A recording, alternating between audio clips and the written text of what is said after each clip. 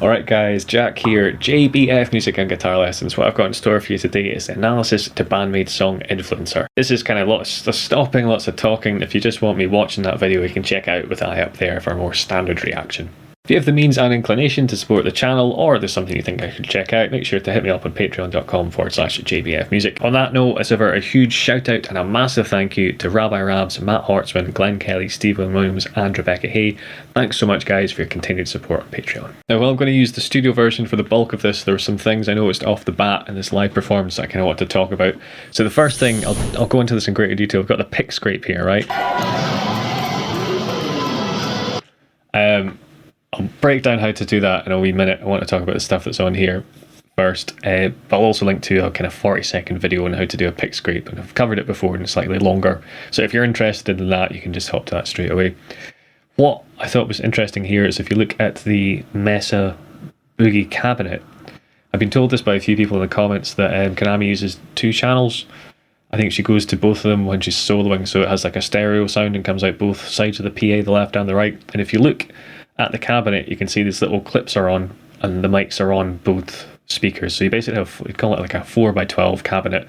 So it's 4 speakers that are all 12 inches. So 2 of them will be behind where those microphone clips are, and 2 of them are kind of underneath there, more or less directly. Now where you put the microphone in terms of the speaker cone does affect the sound quite a bit. So for example, if you look over at the PV, you might think, well, that's a really odd place to have the middle of the speaker. It would be. It's probably because the microphone isn't on the center. It's probably slightly off center. The reason for doing this is you get kind of like a better sound. If you're in the middle, it can sometimes be a bit boomy. If you're too far on the edge of the speaker cone, it gets a bit thin. So there's usually a kind of sweet spot somewhere in between. And these mic clips that they've got here look like a really good way of kind of getting that. So you don't, you're not taking up stage space by having a kind of a big stand with all the kind of legs that you can see in front of them for the backing vocals. There's none of that there. It's just clipped to the top of the amplifier. It's also a good way to get the sound consistent. So what a lot of the time you might see is 2 bits of masking tape kind of going along the bottom and then up the right. And a lot of time techs will use that because that's the place where they put the mic, so they don't have to like do a lot of guesswork every day and kind of move it for slightly different venues. So start there. They might need to tweak it if necessary, or if they find a good one in a sound check, they might just put it on for that day, take it off for the next day. But with these clips, you could have them kind of set to like a standard position, and you could have, what I probably would do is put markers on top of the cabinet, just a bit of masking tape or something, a bit of gaffer tape, showing where they go. So the sound guy would just clip them on, and that's probably going to sound more or less like it did the last night. And on that topic, this is the first time I've seen it. There's 2 people that look like they're doing kind of stage stuff like light and sound. There's this guy over here, and I think there's a woman standing on the other side on their laptops. So it'd be interesting if they have, I assume they do have a road crew rather than using in-house engineers, but something I haven't ever thought about before. The 2 final things, I'm not even about 2 seconds into the video here. What am I like? Awful.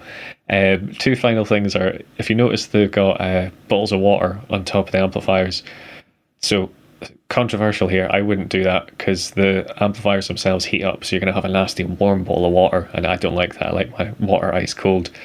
But if they're up there, they're out of the road, you're not going to kick them, you're not going to kind of chuck them over equipment by mistake or break your pedals or anything like that. The straws are a great idea because you can just pick it up and sip it. You don't have to kind of tilt it. I think I mentioned this before, that I quite like the kind of squeezy kind of cap ones where you can just kind of bite the cap off and squeeze into your mouth and then put it back down. And that kind of solves the problem of, if it gets knocked over, there's a cap on it. So it's not. Final thing, and I've felt this for a few videos, but I think I failed to mention it. I'm always impressed how Miku's able to move about with those massive shoes on. Just from a pure logistic point of view, if you're kind of jumping about and doing stuff like that, you need to be on point with your balance and movement there. Final little thing that I've just noticed here, there's a tiny table with some water and some cups on it. So I'm guessing that is Psyche's kind of special water zone, and I'm still probably saying her name wrong, so please correct me down in the comments. That's the main thing that had popped out to me from this. I'll put on the studio one and we'll start analysing that. Into the void we go.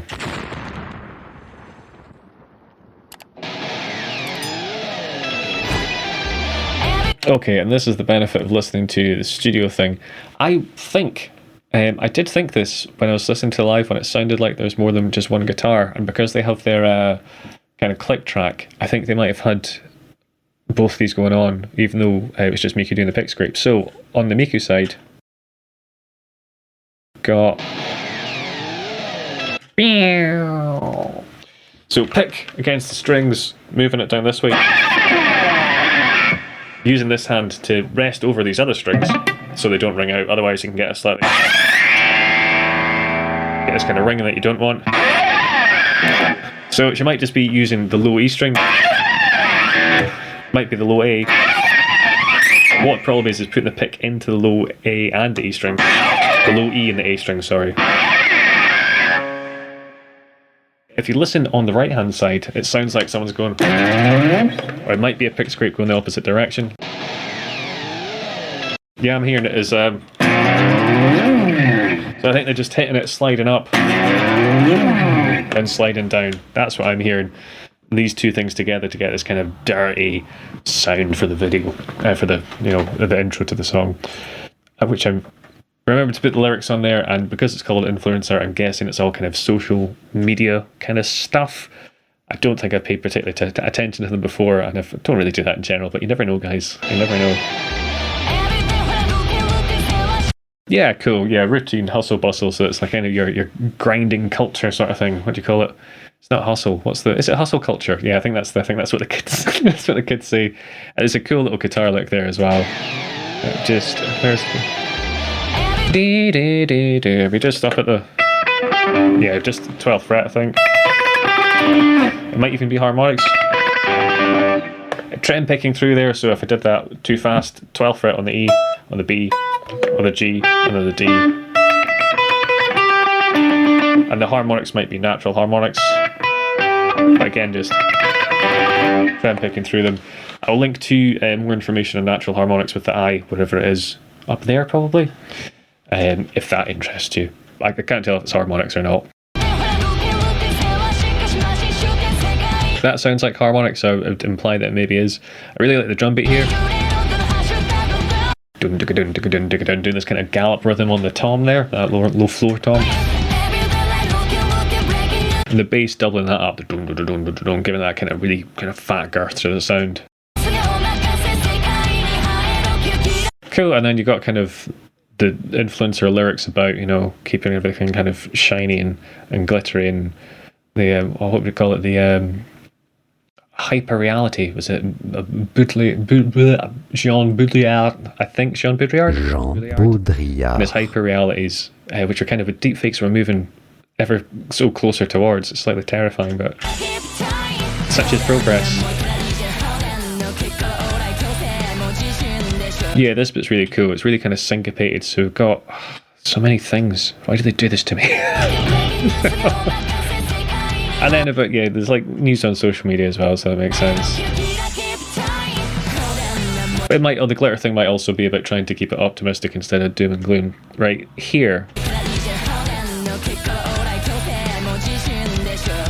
So you got the bam, bam, bam as a basic rhythm. Drums kind of being pretty funky. So the drums are kind of going dum, dum, dum, dido, that kind of rhythm. Bass.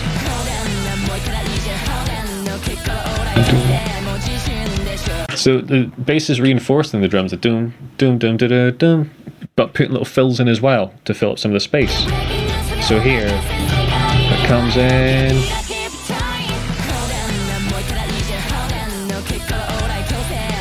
Doom, doo, doo, doo, right? And then we've got this kind of trend picking thing going on in the lead, dee dee dee dee dee dee dee, or maybe kind of not so much trend picking, but yeah, no, I think so. Oh, so they kind of switched rhythm and lead in this one, possibly, or not? Maybe they've just turned the. Normally it's Konami on the right and Miku on the left. I just flipped it around this time. Yeah, they have. Okay. Kind of slight chromatic run there. Looking at the lyrics there. Cool. There's another video where I talked about filming with drones, and this is another good example of it. It just looks really cool. They found like a very beautiful piece of scenery set up, and kind of drones and cameras, and it just looks really cool. It's incredibly high contrast in the video, but they've kind of done it, like overdone it to the point where it looks kind of cool again. You know what I mean?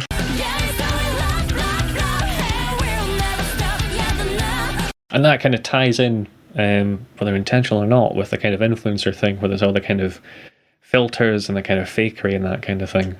Back to the hyper realities there. Hyper reality being a reality that doesn't exist. The argument being there's just fakeness, there's no kind of truth underneath it. I think it was Jean Baudrillard that had that one. Jean Baudrillard? I can't remember. I can remember reading his name and never knowing how to pronounce it, so correct me in the comments because you guys all know better than me. I'm just a musician. I just make it up as I go along. Okay, I quite like that. They put on a slight American accent, I think. Or LA. Yeah, luck. So I don't know if that's them or a sample, but that sounded like a kind of LA style voice to me, which is kind of symbolic of Hollywood and kind of, 50 minutes of fame influencer stuff. And that's something I never really picked on properly before. Yeah. Oh, on that note. Follow, give it a like and all that kind of stuff. Might as well tout it while it's in there. Oh, there's something very strange about that.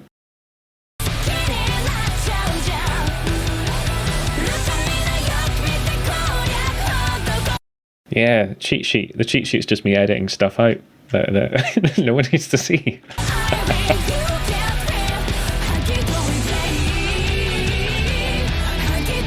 That's a really interesting phrase, hunky-dory day. I'm guessing it's meaning like you don't post your kind of bad times, it's just that kind of good stuff that goes out to make things look all fine. Hunky-dory's, I didn't know that I'd travelled to Japan. It normally means like it's going alright, hunky-dory. I wouldn't really say a hunky-dory day. What context would I use it in? If you're kind of warm, you've maybe got like a cup of tea by the fire or something, you're doing hunky-dory. Is that a phrase used in the States as well? And Japan? Do let me know if anyone came across hunky-dory before. And that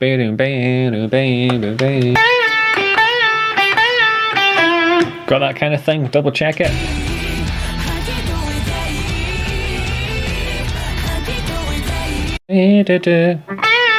Down to there. And then in kind of a solo. So that lick that really stood out to me. For the guitarists among us, we got the 9th fret on the G, up to 8 on the B, up to 10. And the 10 you want to bend a tone. So you want to target that note. Back to pitch. Back to that 8. Same bend, back to pitch. So you got one more. Down to the 7th fret. So a bit sadder than going to there. So it's probably been played over an E chord, I would suspect, an E minor I should say. And the reason that jumped out at me is because she's doing that trick where she's put the whammy pedal on, or whammy drop pedal, to double it up an octave, so it's got that kind of cool synthetic extra kind of synthy layer going on. If that made no sense to you, you're new to the channel, whatever, I'll try and link to a video explaining what I'm talking about with the eye up there. And for the long-suffering members who are sticking with me through the years, I'll try and breeze past it so it's not to bore you with the same information again. Yeah, cool. I love stuff like that. They just put these little pauses, little fills and stuff in. It's great. Oh, okay, the kick drum's really cool there. Yeah.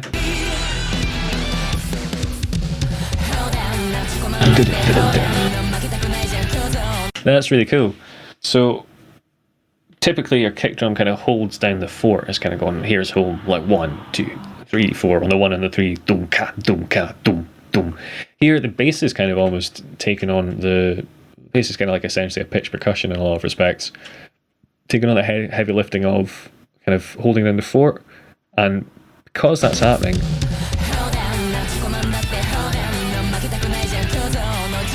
yeah, doon. So they're just kind of playing a straight rhythm, and because it's being held down in that way, the drums are kind of allowed the space to kind of do this cool syncopated funky thing.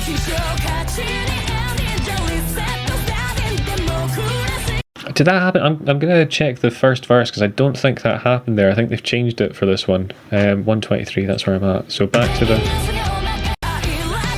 Yeah. So this is we got the first verse queued up and we can hear the rhythm. Doom, that kind of thing. And we're at 123, so let's hop to the second verse.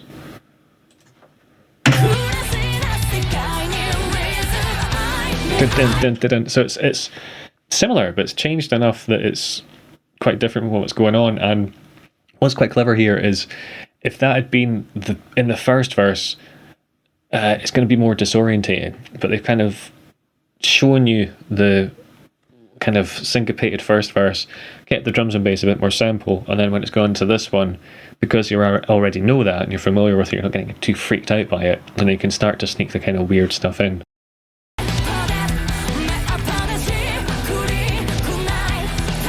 And here the guitar doing this kind of like almost a dancey disco vibe going on the right hand side.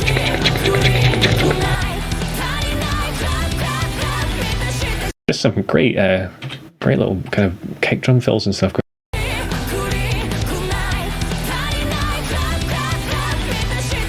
Taking the pattern and varying it as a bassist, it's usually a pain to play along with that, but as a listener, it's a joy to listen to.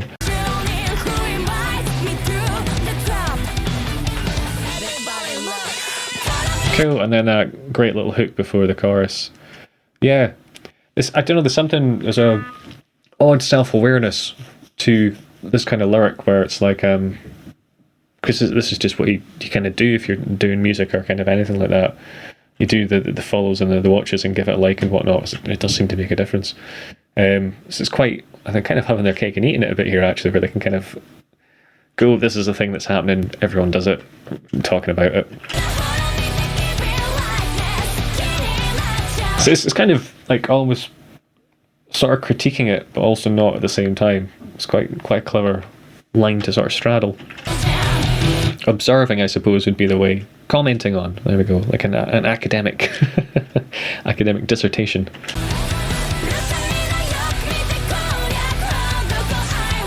Slightly cynical one at that.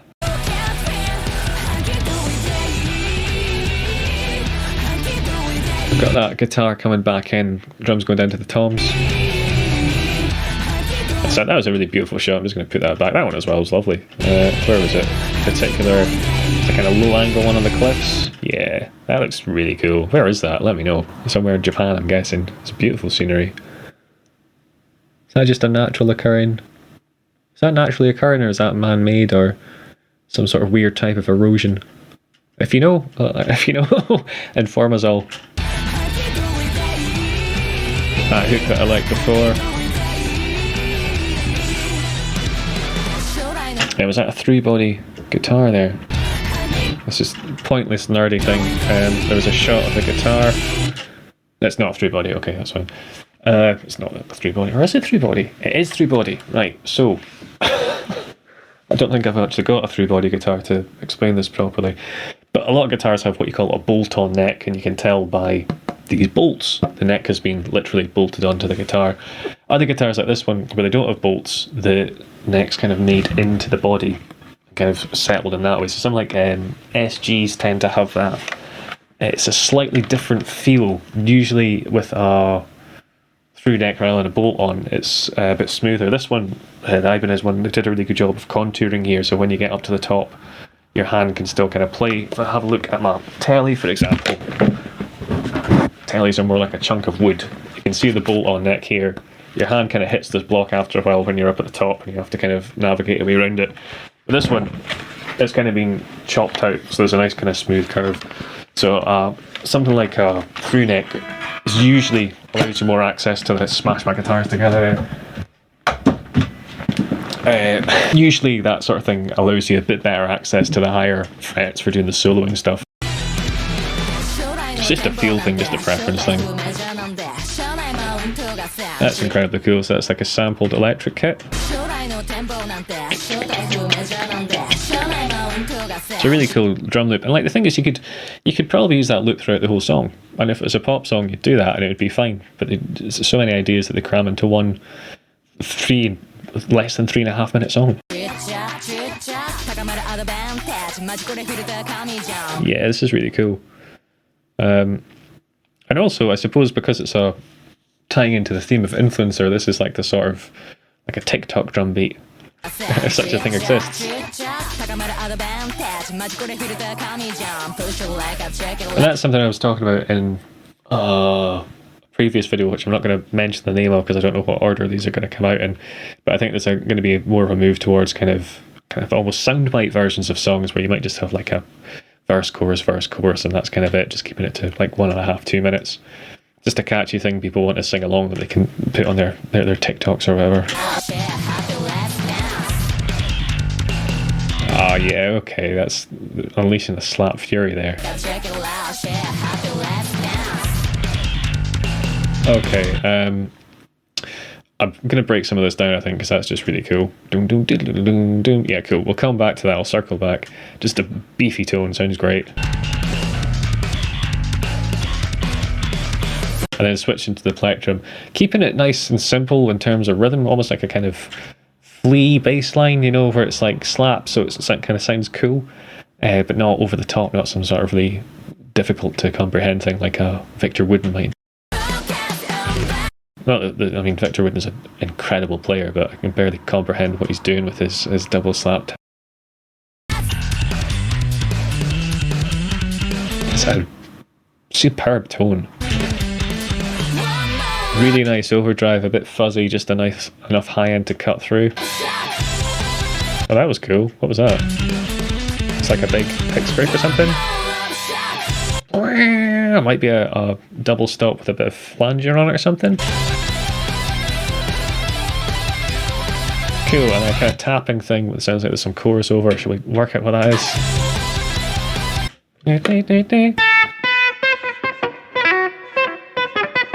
So I've got 2 notes, part of the way there. Okay. Yeah, tell you what, I've got my guitar in just now, so I'll break this down, I'll switch over to my bass. There's some effects going on here, it sounds like it's a bit of chorus or something. Maybe a bit of delay as well, so I'll get that up now. Okay, so I will explain what's going on in terms of the signal path. Okay, so I've put the capture cursor on so you can see what I'm doing a bit more clearly. Comp is a compressor, it makes things just easier to play, is the gist of it. The chorus is the thing which is making this super interesting. I've got my drive just going into normal amp, bit of reverb and delay. I'll probably put the delay up a little bit, just now it's quite low. You can still hear the chunk chunk. Cool, I'm going to make it a little bit faster as well, I think. Yeah, something like that, maybe even a 250, 3.5, and a bit more feedback too. Yeah, cool, so that's going to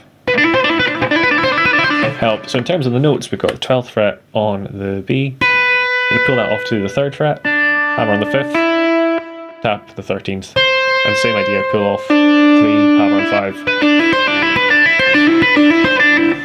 Now, the thing that really makes it interesting to me here, and a bit kind of 80s and more synthy, is it sounds like there's some sort of modulation going on, which I think is a chorus pedal. So I've had a wee fiddle with this to get it sounded a wee bit like it. I've moved the rate down, so the rate is how fast it happens. So that's what a chorus is doing. It's making things kind of moving the pitch of the note up and down. If we make the rate really fast, like wait, it's how fast it is basically, right? So I think I had it somewhere around here. The depth is how deep the effect is, so if I have it here, there's none at all. If I put it all here, you can hear there's a huge like, so you got speed, you got how much how wide the effect's going, how much it's making the note out of tune really, and then the mix is how much of it we hear, so I can take it out. If I put it all in, all we hear is the detuned sound. And where choruses really excel is where you have the detuned sound mixed with the original, and that's where you get this kind of warble, like a kind of Joy Division kind of 80s, or maybe kind of Cure, that kind of sound. So when we put that on, we get the combining all these kind of different things together, the chorus with a bit of drive so you can get a tap, a bit more delay. I will listen to it to see how badly I've represented that sound. Here we are. I think the pitch shifter is on as well. I'm going to bring that up. So this little block here called pitch, I think I've only got a D tune plugged in. Okay, I'll put it to fixed harmony because I think it's just an octave. An octave is the same note, 12 semitones higher. Put this on. Let's see. Okay, well that's getting there. There's a bit too much high end on it, so I'm going to cut some of that out. And I don't really want anything below that. Let's take out some of the... If you have low end, it just makes things a bit muddy. I don't think I really need anything below that. So I'll be quite brutal with my high cut and see if it... Yeah, I think that sounds better. So what this is doing is taking the sound, you guys probably know this, doubling it up an octave higher, and I've mixed 41% of this octave sound in with the original sound. So we've got all these things, and you're getting this kind of synthy sort of, still sounds kind of fresh to me, kind of contemporary sound. So I probably went a bit over the top in terms of the chorus effect, but I hope it demonstrated what I think they're doing to achieve this. That is a very high note, so there might be a secondary pitch shift going in there. No. Or it could be a pinch harmonic. I don't know what's going on there. I've been stumped. It could be a tap. Let me know if you know what it is. They're doing bam, bam, the really high note. There's a little pentatonics to wrap it up there, so if you clock those 10 points. And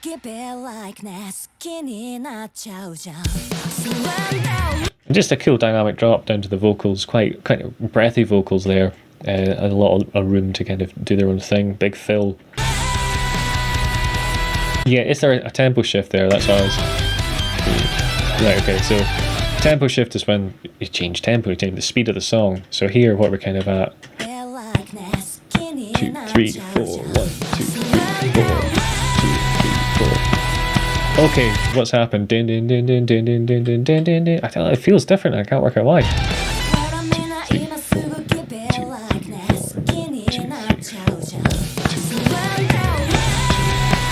I think what it is the fill slightly slurred, it goes into triplets. So here, yeah, so it's into triplets, so I think that's what's throwing me off. It's very effective. Because this is just straight eighth notes. 1 add 2 add 3 add 4 add 1 add 2 add 3 add 4 do do do. Let's see if we can wing that. So we've got probably like a C. I just play them as power chords. So if you want the notes for that, the way I do it, actually it's going to sound, yeah, it'll sound thinner here, but beefier on these strings, which is what I'd maybe go for. 8, 10, 10. Same shape down a semitone, 7, 9, 9. And what I do is play it kind of closer to the bridge, so you get a bit more spank on those lower chords, and then the E, same shape, but we're going to have 7 on the A, 9 on the D, and the G.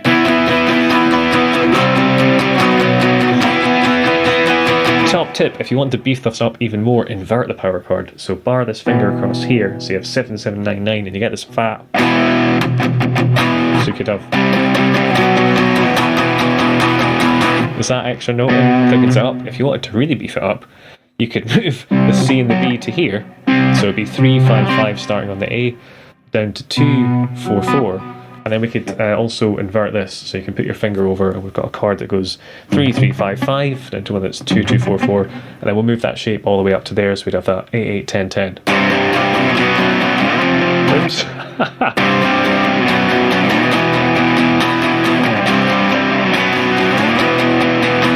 Yeah, so you want to move it up to 7, 7, 9, 9. I messed up there, I was thinking about a C. But you can hear there's probably a difference between... And then I'll add in the inverted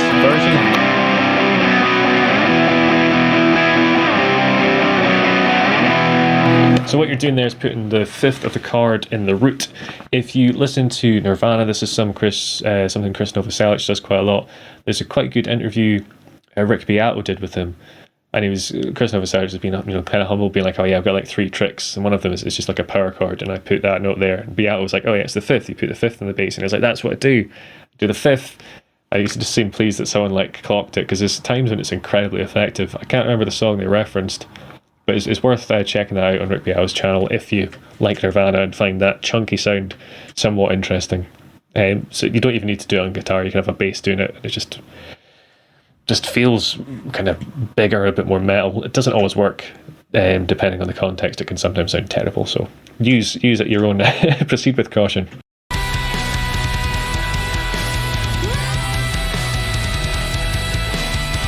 There might even be an overdubbed guitar with that inverted version in here.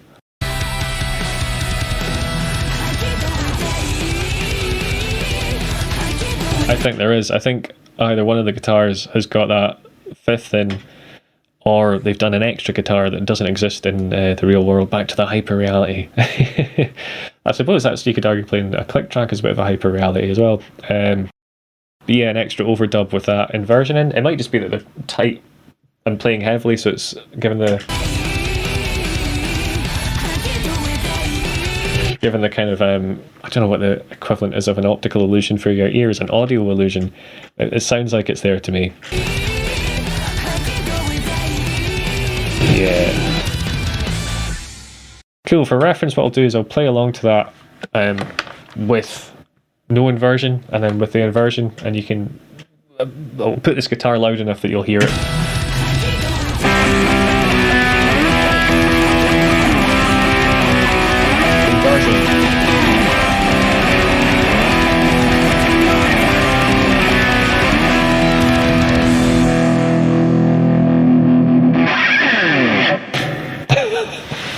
It's the sort of song you can't resist doing a pick scrape on just to bring it full circle. Two kind of final side notes here. It took me a wee while to find a shot where they're actually all in the same frame, and I was thinking they could have just filmed it on separate days. That's the advantage of kind of doing a video like this. If you have close-ups of people, you don't need to organise everyone being there at the same time. But here, they're clearly all in the shot together, so they probably did that as well. Also, I just want to give an extra special shout out to Rabbi Rabs, who inadvertently put me onto this one because of my 40-second pick scrape lesson. He's like, oh, this is a hint at influencer coming up, and it's up to you guys whether that was a master plan from me, or I was like, hang on, that's a good idea, I'll just jump on that. It was the latter. There's no point lying about it, is there? I mean, as ever, spoiled for choice there, and I did enjoy having the lyrics up that time. It's kind of too much for me to take in one go is the problem, so I might have to try and find a better way to do that, because there's a lot to dismantle, and I feel the stuff I could have gone into more depth there that I probably didn't, because I was trying to focus on too many things, which is quite often why I'll just hone in on kind of one concept, or like the guitar or something, because otherwise you kind of almost feels like you're kind of dropped in an ocean of just, concepts of music, and you're kind of fighting against the tide to figure out, looking for some dry land to cling on to make sense of what's going on, and hopefully not bore everyone to tears in the process. If you're still with me though, thank you very much. Consider checking out these videos, dropping a like and a comment. If you want to support the channel on Patreon, that's superb. You can click subscribe, make sure you never miss out on new content, give it a like and all that influencer stuff. Cheers guys, and hope you have a good one.